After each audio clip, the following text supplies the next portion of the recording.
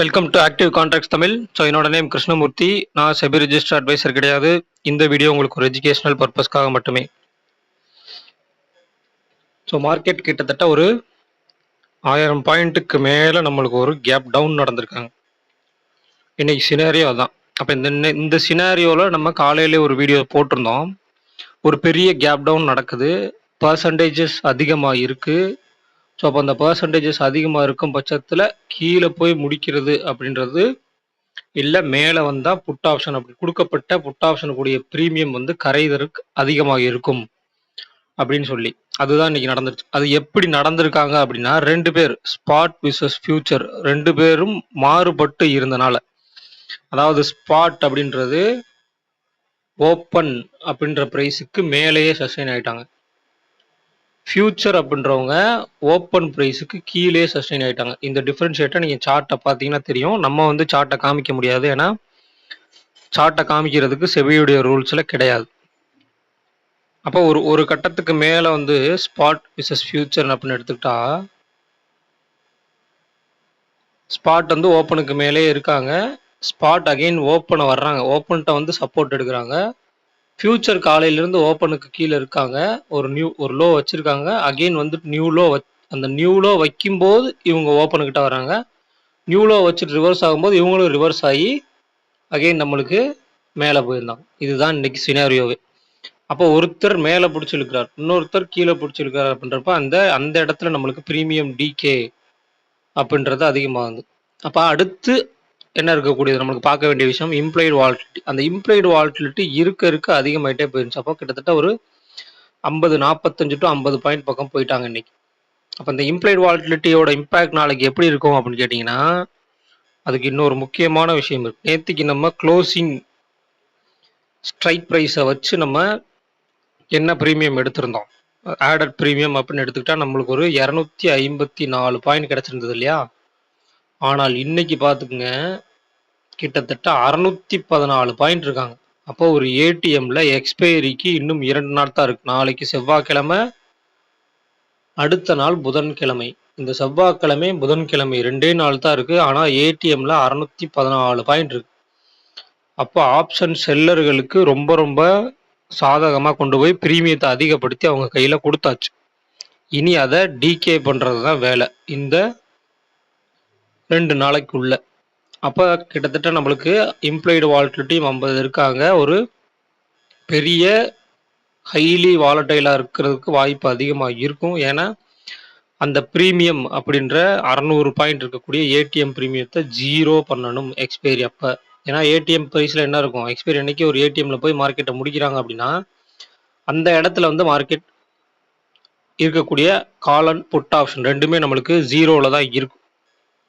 சரிங்களா. அப்போ இன்னைக்கு நம்மளுக்கு நடந்திருக்கக்கூடிய சினாரியோ அப்படின்றது ஓப்பனுக்கு கேப் டவுன், பெரிய கேப் டவுன் நடந்தாலும் ஓப்பனுக்கு மேலே அப்படின்ட்டா புட் ஆப்ஷனுடைய ப்ரீமியம் அப்படின்றது சீக்கிரமாக டிகே ஆகிடக்கூடிய ஒரு சினாரியோ நடந்திருக்கு. அதை தான் நம்ம காலையிலே சொல்லியிருந்தோம். ஓப்பனுக்கு மேலே அப்படின்ட்டா பெருசாக மேலேயும் மூவ்மெண்ட் கொடுக்க மாட்டாங்க, புட் ஆப்ஷனுடைய ப்ரீமியமும் சீக்கிரமாக நம்மளுக்கு கரைய ஆரம்பிச்சிடும்.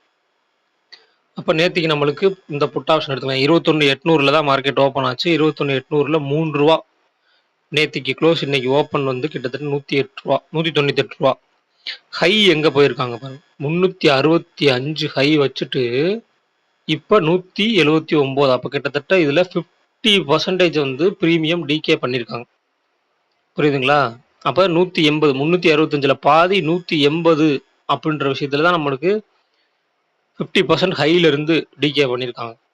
அப்போ ஒரு மார்க்கெட் அவங்களுக்கு சாதகமாக இல்லாத பட்சத்தில் ஸ்பாட் வந்து ஓப்பனுக்கு மேலேயும் ஃபியூச்சர் வந்து ஓப்பனுக்கு கீழேயும் வச்சுட்டாங்க அப்படின்னா, ஏன்னா ரெண்டு பேரும் சேர்ந்து ஒரு சேர பயணிச்சா தான் அந்த பயணம் அப்படின்றது ஒரு சைடில் மார்க்கெட்டை எடுத்துகிட்டு போகும். அப்போ ஒருத்தர் மேலே பிடிச்சிருக்கிறதும் ஒருத்தர் கீழே பிடிச்சிருக்கிறதும் இருந்தாங்கன்னா என்ன ஆகும், மார்க்கெட் நம்மளுக்கு இங்கே சைட்வேஸில் தான் போகும். அப்போ சைட்வேஸ் மார்க்கெட்டை கண்டுபிடிக்கக்கூடிய ஒரு முக்கியமான சினாரியோ இது. என்ன, ஸ்பாட்டும் ஃபியூச்சரும் ஒரே சேர இருக்கணும்.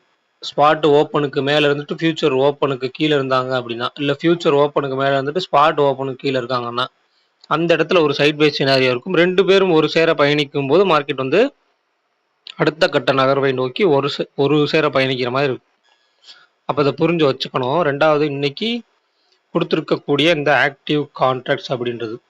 இம்ப்ளைடு வாலட்டிலிட்டி நம்மளுக்கு அதிகமா இருக்கனால, ரேஞ்சும் பெருசா இருக்கு. ஸோ ரொம்ப பெரிய ரேஞ்ச் இருக்கு. அதாவது மார்க்கெட் நம்மளுக்கு 22,161ல முடிச்சிருந்தாலும், 22,000, 23,000 கால், 22,500 கால், 21,000 புட், 22,000 கால், 20,650 புட் கீழ்ப்பக்கமா, 21,650 500 புட் அதுவும் கீழ்ப்பக்கமா இருக்கு. ஸோ அந்த மாதிரி ரேஞ்சஸ் வந்து ரொம்ப ரொம்ப பெருசா இருக்கு. அப்படின்ற பட்சத்தில் நம்மளுக்கு இந்த 22,000 கால் ஆப்ஷன் அதனுடைய க்ளோஸ் 420. இது ரொம்ப ரொம்ப முக்கியமான பாயிண்ட். ஏன் முக்கியமான பாயிண்ட் அப்படின்னு கேட்டிங்கன்னா, இந்த 22,000 கால் ஆப்ஷனுடைய க்ளோஸ் 420 அப்படின்னா 22,420 அப்படின்ற லெவல் முக்கியம். ரெண்டாவது 22,230. அப்போ 22,230 அப்படின்ற லெவலும் ஒரு இம்பார்ட்டன்ட் லெவல். ஏன் அப்படின்னு கேட்டிங்கன்னா, இவங்களுடைய closing price and low price இங்கே இதுக்கு மேற்பட்டு மார்க்கெட் நிற்கும் போது தான் இவங்களுடைய டிமாண்ட் வந்து கிரியேட் ஆகும். அங்கேருந்து மார்க்கெட் வந்து ஃபர்தராக மேலே போகிறதுக்கு வாய்ப்பு இருக்கும். இல்லை அந்த இடத்துல இவங்க சப்ளை ஆகக்கூடிய வாய்ப்பும் இருக்கும். சப்ளைனா என்ன, அந்த இடத்துல ஒரு ரெசிஸ்டன்ஸ் எடுக்கக்கூடிய வாய்ப்பும் இருக்கும். சரிங்களா? அப்போ அதுக்கு மேலே நின்ட்டாங்க அப்படின்னா இவங்களுடைய அந்த டிமாண்ட் வந்து கன்ஃபார்ம் ஆகுது. இந்த லெவல்ஸுக்கெல்லாம் மேலே போய் நிற்க முடியாமல் கீழே வந்துட்டாங்க அப்படின்னா இவங்களுடைய சப்ளை அந்த இடத்துலேருந்து எடுக்கப்படுதுன்னு அர்த்தம். அப்போ டிமாண்ட் அண்ட் சப்ளையை நம்ம ஒரு ஸ்பாட் விசஸ் ஃபியூச்சர் பேசிஸில் பார்த்துருந்தாலும் ஆப்ஷன் பேசிஸில் நம்ம இப்படி தான் பார்க்கணும். எப்போ அவங்களுடைய லோ ப்ரைஸுக்கு மேலே மார்க்கெட்டை தக்க வைக்கிறாங்களோ அப்போ அவங்களுக்கு டிமாண்ட் ஜோன் ஸ்டார்ட் ஆகுதுன்னு அர்த்தம். இல்லை லோ ப்ரைஸுக்கு மேலேயே அவங்க அதாவது ஒரு கால் ஆப்ஷனுடைய ப்ளஸ் பண்ணிக்கணும், புட் ஆப்ஷனை மைனஸ் பண்ணிக்கணும். அப்போ அந்த லோ ப்ரைஸுக்கு மேலேயே அவங்களால நிற்க முடியல அப்படின்ற பட்சத்தில் அங்கேருந்து அவங்களுடைய சப்ளை ஜோனாக ஸ்டார்ட் ஆகுது. அப்போ லோலையும் ஒரு செல்லிங் நடந்திருக்குன்றது அர்த்தம். அதிகபட்ச செல்லிங் லோவுக்கு நியர்பையும் நடந்திருக்கு அப்படின்றது தான் இதிலிருந்து மீன் பண்ணுறாங்க. அப்போ நாளைக்கு இதில் எந்தெந்த லெவல்ஸ்க்குலாம் மேலே நிற்கிறாங்கன்னு பார்க்கணும். அப்போ 22,000 கால் ஆப்ஷன் எடுத்துகிட்டா அப்போ 22,000 புட் ஆப்ஷன் நம்ம இப்போ எடுக்கணும். அப்போ 21,754 அப்படின்ற லெவல். சரிங்களா? அந்த லெவலும் முக்கியம். அடுத்து இந்த 420 + 244னா 664 பாயிண்ட். அப்போ 22,664 அப்படின்றதும் ஒரு முக்கியமான எல்லையாக இருக்கும். அதே மாதிரி 21,336 அப்படின்ற லெவலும் ரொம்ப முக்கியமான லெவலாகும். இதெல்லாம் ஒயிட் ரேஞ்சஸ் அப்படின்றது. அப்போ இதை தாண்டி எப்படி நிற்கிறாங்க, இந்த இம்ப்ளைடு வாலட்டிலிட்டியை நம்ம ஒரு பட்ஜெட் டேலையோ இல்லை ஃபெட் மீட்டிங் இல்லை யூஎஸில் ஏதாவது நியூஸ், இப்போ இந்த யூஎஸ் நியூஸ் பற்றி தான் நம்மளுக்கு போயிட்டு இருக்கனால இந்த இம்ப்ளைடு வாலட்டிலிட்டி அப்படின்றது அதிகமாக இருக்கும். இம்ப்ளைடு வாலட்டிலிட்டி அப்படி அதிகமாக இருக்குன்னா என்ன நடக்கும், மார்க்கெட்டில் ஒரு ஹை வாலட்டிலிட்டி இருக்கும்னா ப்ரீமியத்துலேயும் இருக்கும், இண்டெக்ஸ்லையும் இருக்கும். அப்போ இண்டெக்ஸில் ஃபியூச்சர்ஸில் எந்த மாதிரி இருக்காங்க, ஸ்பாட்டில் எந்த மாதிரி இருக்காங்க. ஸோ இதில் ரொம்ப முக்கியமான ஒரு சினாரியை சொல்லித்தரேன். இப்போ இன்னைக்கு நம்மளுக்கு ஓப்பன் ஆனது அப்படின்றது ஒரு பெரிய கேப் கீழே நம்மளுக்கு ஓப்பன் வச்சிட்டாங்க. அப்போ ஓப்பன் வச்சிட்டாங்கன்னா அந்த ஓப்பன் மட்டும்தான் நம்மளுக்கு ஒரு புள்ளி. அப்போ ஓப்பனுக்கு மேலே எஸ்டர்டே ஹை இல்லை, க்ளோஸ் இங்கே இருக்காங்க. அப்போ ஒரு ஹை அண்ட் லோ அந்த மாதிரிலாம் எதுவுமே கிடையாது மார்க்கெட்டில். ஆனால் நாளைக்கு சரிங்களா,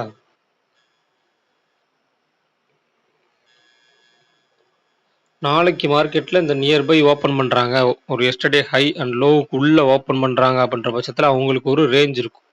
அப்போ இன்றைக்கி வச்சுருக்கக்கூடிய லோவும் இந்த ஹையும் அப்படின்ற ஒரு ரேஞ்சு கிடைக்கும். அப்போ இதுக்குள்ளே மார்க்கெட் ஓப்பன் பண்ணிட்டாங்க அப்படின்னா அங்கேருந்து நம்மளுக்கு மாறுபட்டு போகிறதுக்கு வாய்ப்பு இருக்குது. சரிங்களா? ஏதோ ஒன்று பிரேக் பண்ணியோ இல்லை அந்த இடத்துல போய் ரெசிஸ்டன்ஸ் எடுத்தோ கீழே வர்றது. அதே மாதிரி இந்த லோவுக்கு நியர்பை ஓப்பன் ஆகிட்டாங்கன்னா லோவை கட் பண்ணிவிட்டு அகைன் உள்ளே வர்றதுக்கோ இல்லை கட் பண்ணி கீழே போகிறதுக்குமோ சான்சஸ் இருக்கும்.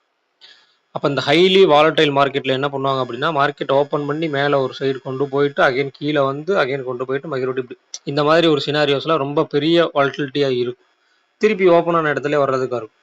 அப்போ ஒரு பெரிய மூவ்மெண்ட் கொடுக்குறாங்கன்னா மேக்ஸிமம் அதில் ஒரு 50% வந்து திரும்பி ரிவர்சல் ஆகிறதுக்கு இந்த மாதிரி மார்க்கெட்லாம் சான்சஸ் நிறைய இருக்குது.